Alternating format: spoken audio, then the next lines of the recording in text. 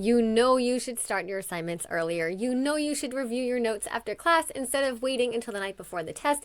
You know that cramming doesn't work. We've talked about that one a lot on this show.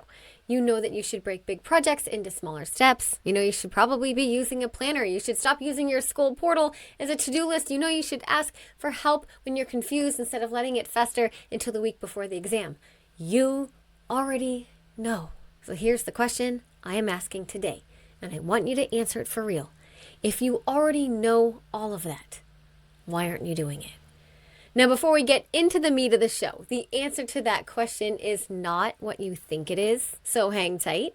Hello and welcome to the show. I'm Katie Azevedo. This is the Learn and Work Smarter podcast, and we are on episode 131. If you're watching this on YouTube, please make sure you're subscribed to the channel. If you're listening in a podcast app like Apple Podcasts or Spotify, just hit that follow button so you never miss an episode. You can also find me on Instagram at School Habits. That's where I share tips and strategies between our Thursday episodes, and I love connecting with listeners over there. And then one more thing before we begin, and I'm going to say this at the top of the show because I think it's going to help frame the conversation. If you are a parent listening to this episode, I am so glad you're here. This episode is going to speak directly to students, but I really want you to stay with me all the way through because I think that by the end of it, some things are going to kind of lock into place for you in a meaningful way as well. Because if you have a student in your life who you feel like you just can't figure out, who you know is capable and you can see the potential in, but they just keep falling short, I'm kind of air quoting short, but in ways that don't make sense to you, I think that today is going to give you some real language and paradigms for understanding what is actually going on. Okay, let's begin. Hello, you are listening to the Learn and Work Smarter podcast, the podcast for students and professionals who want to learn and work smarter. I'm your host, executive function coach, and founder of schoolhabits.com, Katie Azevedo. As a reminder, everything I mention in today's episode will be linked in the show notes, including a link to the transcript, which you can also find at learnandworksmarter.com/podcast.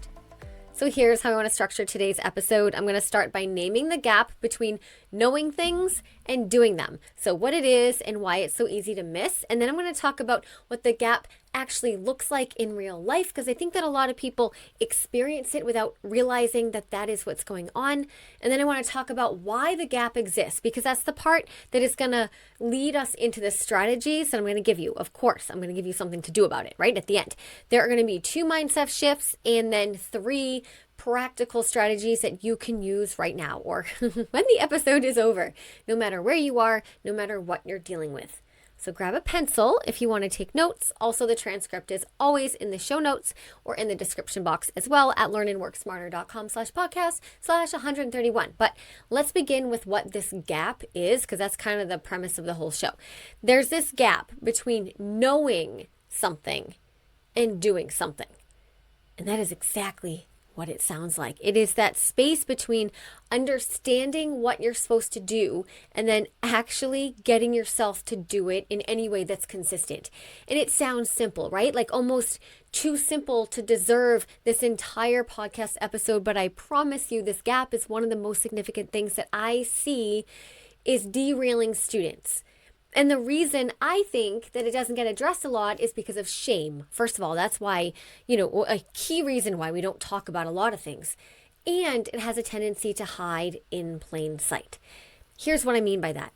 Most of the advice that gets thrown around at struggling students is information-based. So study more, get organized, use a planner, start earlier, don't procrastinate, manage your time, review your notes, ask for help, right? It is all information. It's all things that honestly most students already know they should be doing. But most students I work with are not short on information. They have heard the advice. They've probably Googled it. They've sat through some general study skills lecture before. Not that helpful. They may have even listened to a podcast or 2 about it. Hi. So the information is there, and yet the doing still isn't happening.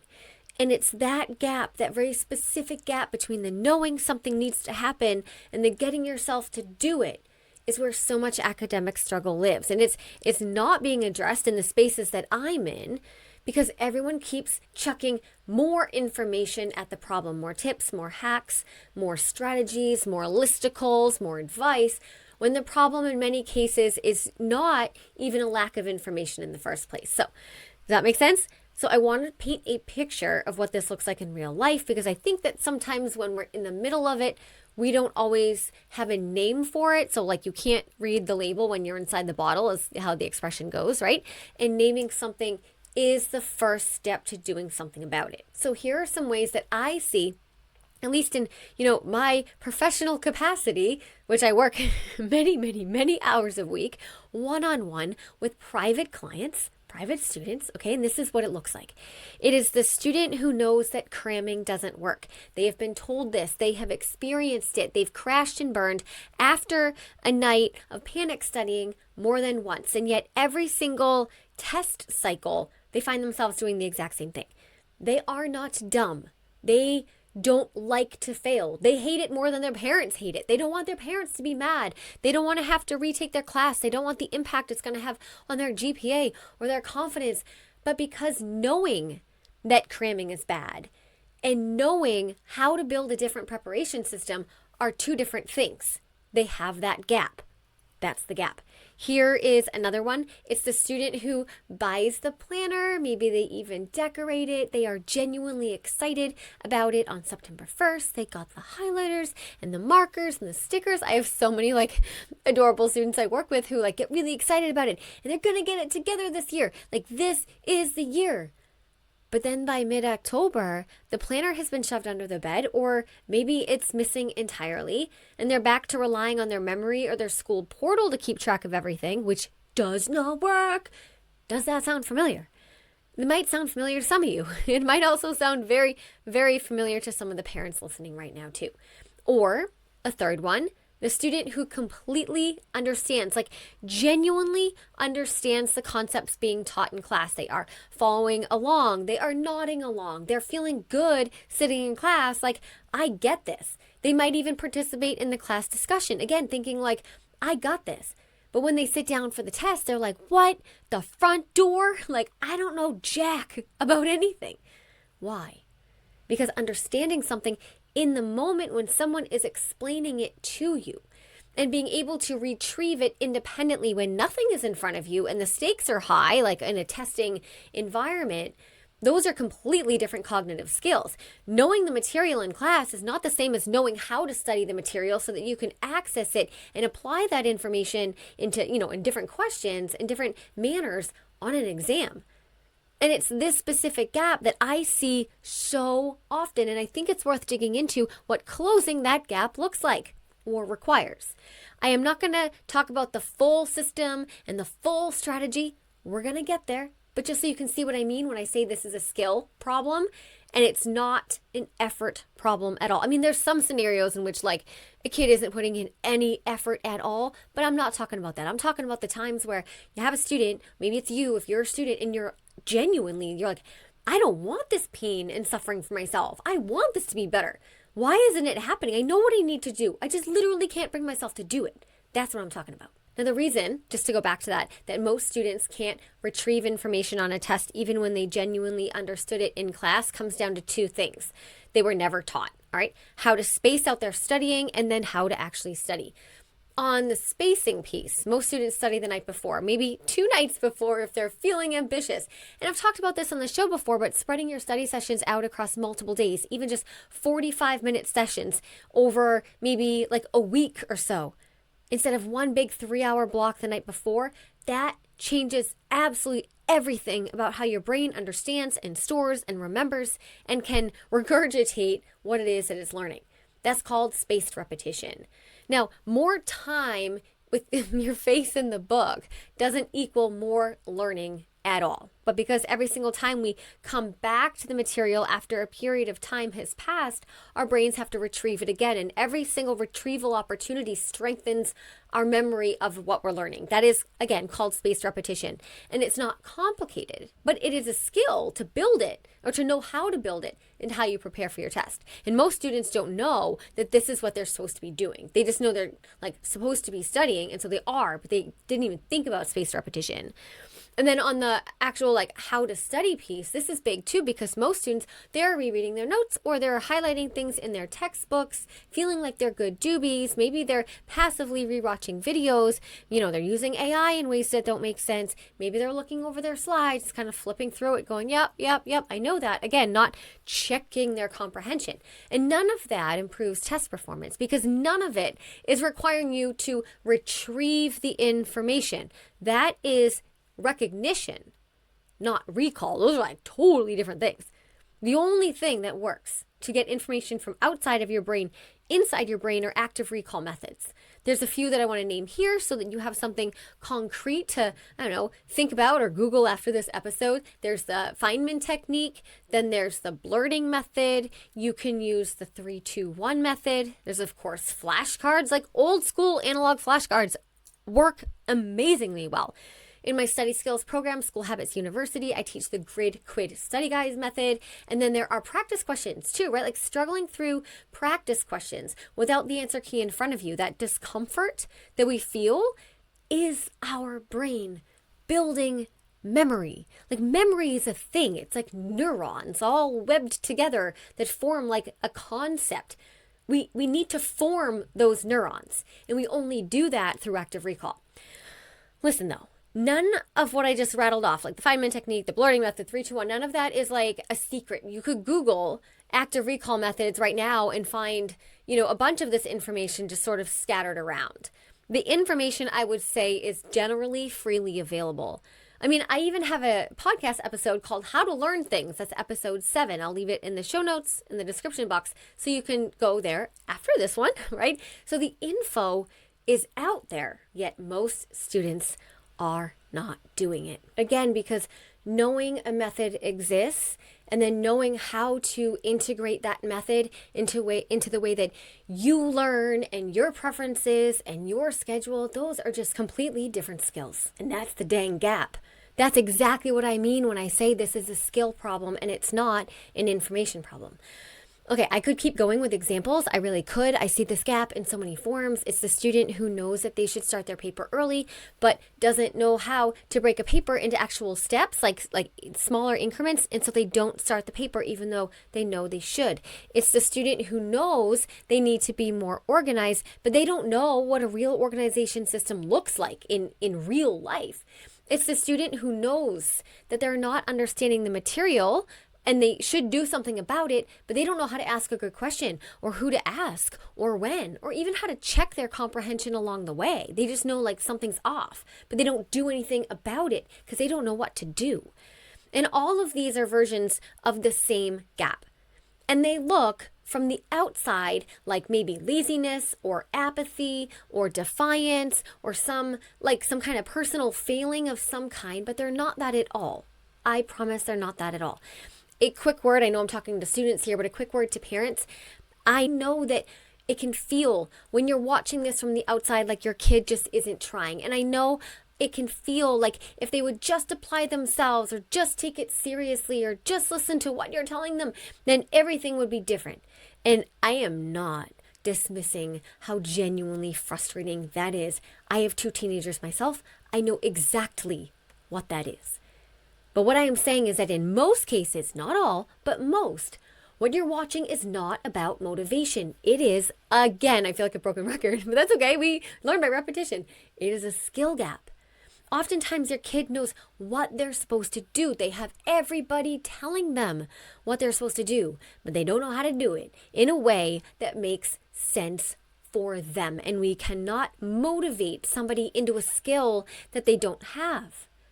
But we can teach it to them. All right, so now I want to get into why this gap exists because this is the bridge into some of the strategies. Now, the most common explanation I hear from parents and teachers, I'd say sometimes even students themselves, is willpower or motivation. Like if they just cared more, if they just wanted it badly enough, if they just tried harder, then that gap would close. But I am respectfully challenging that because I think that explanation is actually doing more harm than good. I think the thing about willpower and motivation is that they are incredibly unreliable sources of consistent behavior. I'm not being cynical. I'm actually quite a Pollyanna, but I'm not being cynical when I say this. It is just how human psychology works.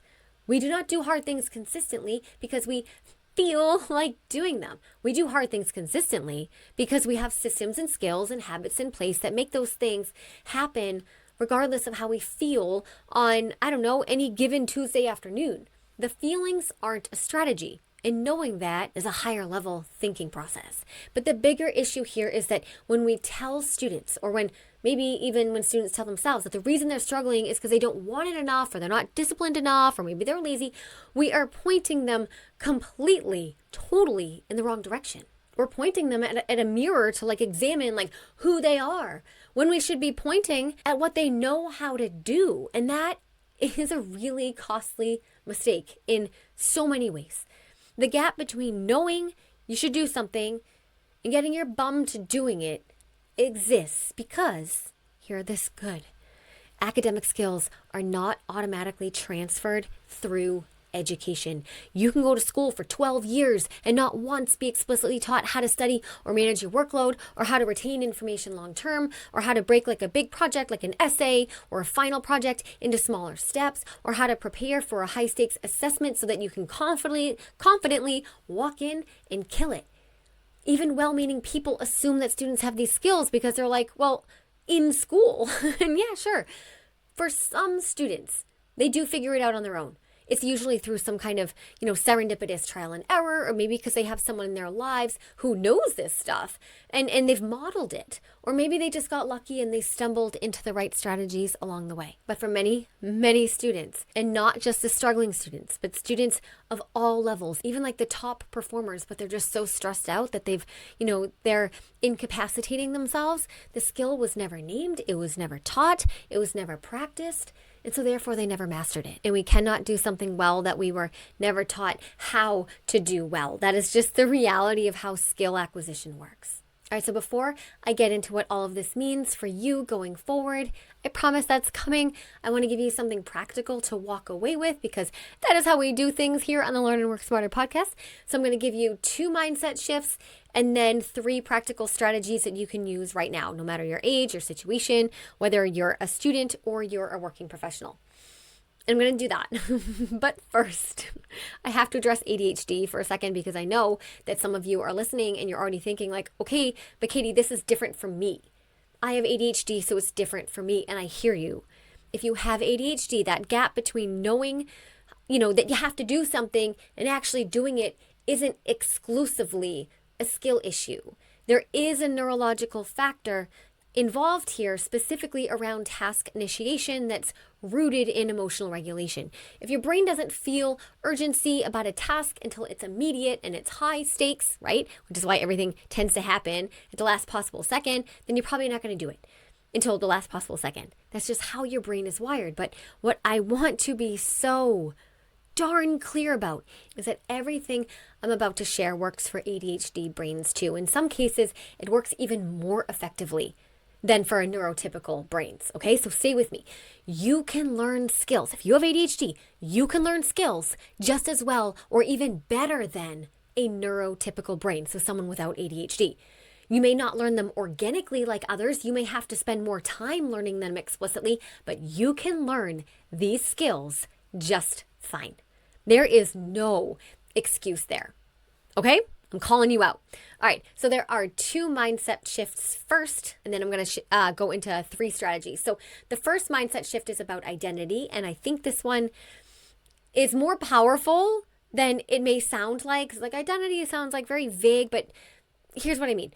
When we're standing at the edge of the thing that we know we should do, but we're not doing it, starting the paper, maybe, opening the textbook, sending the email, going to the gym, making the appointment. The question most people ask themselves is, do I feel like doing this right now? But we are going to stop asking that question, because do I feel like it almost always gives us the wrong answer. Almost nobody feels like doing the hard thing. The good feeling isn't coming anytime soon, and waiting for it is how that gap widens even further. So the question I want you to ask instead is, what kind of person do I want to be in this moment? What kind of person do I want to be in this moment? Because that question is not about a feeling. It is about a decision, an identity choice. Do I want to be the kind of person who keeps saying they'll do it later? Or do I want to be the kind of person who just does the thing and gets the thing done, who does the work, even when it's uncomfortable? And then I get to feel good about it afterward. Right now, in this moment, what kind of decision does that person make? And that question, asking that question, makes it not about willpower anymore or about feelings. It makes it about identity, and that is stronger, like who we are in our core and our values and how we see ourselves is much, stronger and much more powerful than some passing temporary feeling that we just let hijack our action. It makes it about identity, about the person we want to be or the person you are if you could just get out of your own way. Now, the second mindset shift has to do with how we think about future consequences, because this is how it usually plays out. You have a paper to start. Somewhere in the back of your mind that not starting now is going to create a problem later. Like intellectually, that. But that consequence lives in the future. And that future is not here. It's abstract and it's then. And right now, starting is uncomfortable. And discomfort is very, very real and very, very present. So our brain does what it's designed to do. It trades that fuzzy future potential, maybe pain, for a very present moment relief. And it does that over and over and over again because pain right now is realer than that abstract pain in the future. So what we can do in these moments is to make that future consequence, that future pain, even more specific and more concrete and more real and essentially more painful. Not, if I don't study, then this probably won't go well. That's too weak. That's not going to motivate us. Instead, if I don't start right now, this week, today, I am going to be cramming the night before the exam, and I am going to sleep terribly, and I am going to walk into that class feeling sick to my stomach, already knowing that I blew it, and I am going to have to live with that feeling, and I'm going to be mad, and everyone's going to be mad. Now, that is specific, and it's visceral, and it's something that our nervous system can actually feel as if that pain were happening to us right now. Now, to be fair, this all mindset shifts, all of them, like ever, take practice. But this one can be challenging because we have to get uncomfortable letting ourselves marinate in what future pain feels like. And that's like not a preferred activity for many people. So the next time you catch yourself putting something off, don't just note that it might be a problem. Yeah, I know that's probably going to be bad. I should do this now. Ask yourself, what does that problem actually look like? What's the physical shape of it? Get specific, get weird with it, get uncomfortable, because that discomfort is what makes the future consequences compete with the friction of starting now, which is exactly what you need. Okay. That was the mindset shifts. Just do that and you'll be fine. It takes 2 seconds. Obviously not. But the practical strategies, I have 3 of them. The first strategy is environmental design. And I'm not talking like just clean your desk so you feel inspired. You can do that too. But this one's a little bit, more mechanical than that. Our environment is always working on us, whether we design it intentionally to work on us or not. If our space is full of things that are competing with our attention, our phone within reach, the TV's on that we claim we don't notice, but our cognitive resources do notice it, a desk that's just like absolute chaos, you are starting every single work session at a disadvantage before you even begin. So the goal is simple, and it's to make the right behavior the easy behavior. Okay, we want to design our environment to make the right behavior the easy behavior. So before you sit down to do the thing, you set up your environment to support yourself doing that thing. You put your phone in another room, not face down on the desk, another room. Okay, have everything that you need already out, so there's no excuse to get up and lose the thread of your thought. If you work better with sound, use some pre-prepared non-lyrical playlist that signals to your brain, we are working now. We do this all the time. Think about if you were to prepare a bath and you're like, okay, I am going to relax. I'm really stressed out. I'm going to prepare a bath. I'm going to light a candle. I'm going to dim the lights. I'm going to use bubbles. I am going to put my slippers here and my bathrobe here. And I'm going to literally surround the bath with candles or whatever it is to set the mood.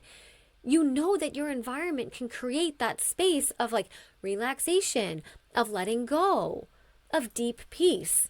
And we do that in like many scenarios. We go, why do you think restaurants design their like environments a certain way to stimulate with certain colors, to stimulate appetite? Like environment is so powerful. We can maximize this and use it for our advantage. If we curate a space with the same cues consistently, we do eventually begin to associate that environment with focus. This is just basic psychological conditioning. It's like the Pavlov's dogs of productivity, I guess, and we can use it to our advantage. Now, the second strategy is body doubling. If you haven't heard this term, it's exactly what it sounds like. It's doing the task in like the physical or virtual presence. You can do it online too, of another person. Even if that person is doing something different, they're not doing the same thing that you're doing. Maybe you're not even talking at all. And in fact, it works best when you're not even talking at all. You're just working in parallel. Having another person nearby creates this low level external accountability that can help us initiate and sustain a focus. And this is really helpful for people with ADHD because, you've got the task initiation challenges just right out of the gate. But again, I do want to be clear. This is not just an ADHD strategy. I hear from all kinds of students and professionals who say, they simply cannot work alone at home, but they become completely productive and locked in the moment that they're in a library or a coffee shop or with other people around. So that's body doubling, whether they knew it or not. It can look like going to the library with a friend and working silently side by side. It can look like a virtual co-working session over a video call. It can look like setting up your laptop at the kitchen table instead of a bedroom desk. I have a whole episode about body doubling and how to use it for various kinds of work. That is episode 55. And then third strategy is time blocking with specificity. Most people, when they decide that they're going to do something, say something like, I'll get to it this weekend, or I'll work on it tomorrow, or even worse, like I'll do it later. But declarations like that are just intentions, or even worse, just concepts of intention. It's not a legit commitment. Like this weekend has no shape or meaning, which means we can't hold ourselves accountable to it. So we use specificity instead. So not, I'll study this weekend, but I'm going to study it Saturday at 10 a.m. at the kitchen table for 45 minutes. It's the day, the time, the location, and the duration. All four are like the sweet sauce. When you get that specific, two things happen. First, in order to nail down a specific time, you have to check your calendar to see if it's actually feasible. And that's the first step, because sometimes we make these plans, but we never actually check the calendar to see if we're, even fully booked. And so the plan never even had a chance. And then second, because you made it real and specific, you're more likely to guard that time from opportunities that threaten it. So if someone's like, hey, do you want to go to that thing at 10 a.m.? Like they have brunch at the whatever. You're like, shoot, I can't because I have that other thing studying at 10 a.m. If you didn't name your study session at 10 a.m., you could be like, oh yeah, I'm just going to study later. Later is not a time. This works whether you're a high school student trying to start an essay, maybe a professional who's trying to tackle some project that's been on your to-do list for 3 weeks and is making you feel sick to your stomach. The task doesn't care who you are, what level you are at. You give it a day, you give it a time, you give it a specific place, and if you can, a duration. You do that and you have meaningfully increased the odds that that thing is going to happen. Now, these strategies are not the full answer. They are a starting point.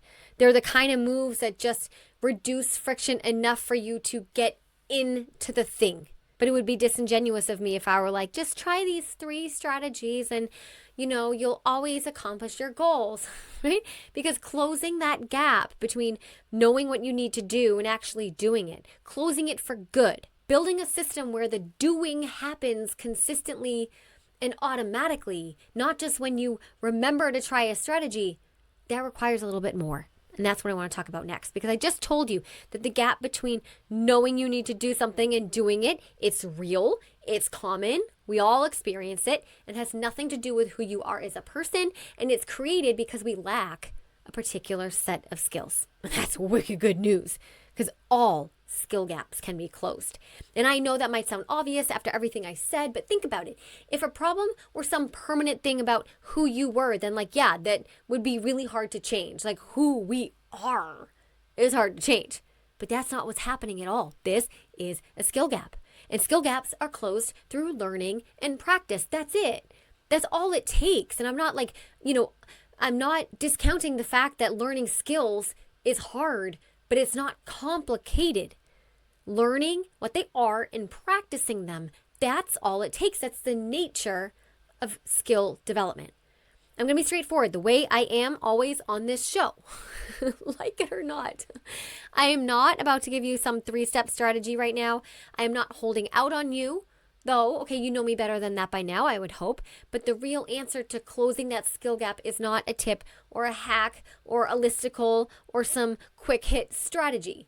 The right answer is to build a full system, an integrated set of skills that makes the doing happen automatically so that students are not relying on willpower or motivation or remembering to remember something.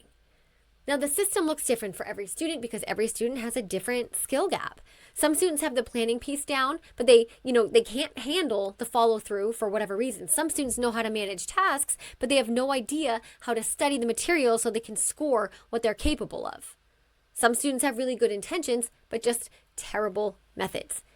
And this is exactly, and I mean exactly, what School Habits University was built to do. School Habits University is my flagship program, and it's a complete academic skill system that comes with a full year of live coaching. It is not a collection of tips, or it's not a motivational course. It's an actual system. The study methods, the task and assignment management, the time management skills, organization, note-taking, the habits, all of it built together so that the gap between knowing and doing finally closes for good. I've worked with thousands of students over 20 years, and let me share that the students who close that gap for good are not the ones who tried harder or had more willpower or better technology or access to weird little hacks they got from TikTok. They're the ones who got the skills. And if you're a parent listening and you've been watching your students struggle and you are wondering what the missing piece is, I want to gently suggest that more pressure, more reminders, more conversations about how they need to try harder is probably not going to move the needle in the direction you want it to. What they need to be taught is skills. And School Habits University does exactly that. You can find all the details at schoolhabitsuniversity.com. I will also leave the link in the show notes and in the description box if you're watching on YouTube, so you don't have to go hunting for it. All right, let me bring this home. If there's one thing I want you to walk away with today, it's this. The gap between knowing you need to do something and actually doing it is a skill problem. And the good thing about all skill problems is that they're the best kind of problem to have because they are completely, entirely solvable. So my mom always said, all problems are meant to be solved. Oh my gosh, I promised myself I would never say that. You already know what you're supposed to do, and now it's time to learn how to do it and to have someone in your corner teaching you the system while you do. And that's what I'm here for. All right, that's it for today, my friends. Thank you so much for being here. If this episode resonated with you, please share it with a student, with a parent, with anyone you think who might need to hear that the gap they are experiencing is not about who they are, because I think that message has the power to be revolutionary. All right, that's it for today, my friends. I'll see you next Thursday. Until then, keep showing up, keep doing the hard work, keep asking the hard questions, and never stop learning.